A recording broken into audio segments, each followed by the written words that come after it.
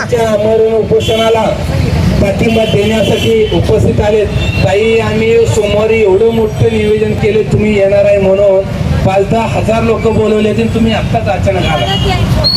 बरं ठीक आहे. तर ठीक आहे,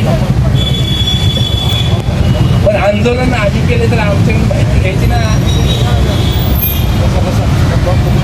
ताई, खरंच राजकारणामधले पहिले तुम्ही व्यक्ती आहात की कोळी समाज बांधवांच्या आंदोलनाला पाठिंबा देण्यासाठी एवढा वेळ होऊन देखील एक खासदार असून त्यांनी विचार केला नाही की ह्या ठिकाणी माणसं किती आहेत, आंदोलन किती आहेत, मी खासदार आहे, मी किती लोकात जावं, यांनी विचार न करता ताई तुम्ही आला.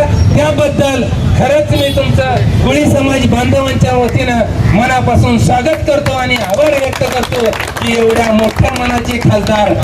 कारण खरंच मी आता किती वेळा बघा, अरे साधा गल्लीतल्या कार्यकर्त्याला एखाद्या पक्षाचा एखाद्या संघटनेचा अध्यक्ष असला ती म्हणतो किती लोक आहेत ती. अरे जिल्ह्याची खासदार आलेले विचार नाही केला, जिल्ह्याची खासदार आली. पण ताईला हे माहिती आहे, खाली बसा गेला का, खाली बसा गे, खाली बसा गे, कॅमेरावाले थोडे तुम्ही मागे सर तुम्ही बसा.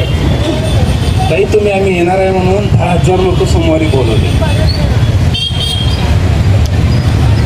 सर लोक ही सगळी आता सर्वेदार आहे, ती व्हिडिओ काढा, सगळ्या ग्रुपवर टाका.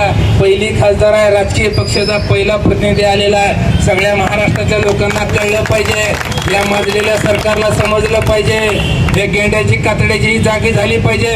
उद्या प्रत्येक आमदारांच्या खासदारांच्या घरासमोर आंदोलन चालू होणार आहे, त्यावेळेस त्यालाही प्रश्न विचारला, अरे खासदार येऊ शकता, तुम्ही तर आमदार हितून जाता. ताई, आमची मागणी अशी आहे, या ठिकाणी आपण डायरेक्ट ताई बघा, 2 मिनिट तुम्हाला सांगतो.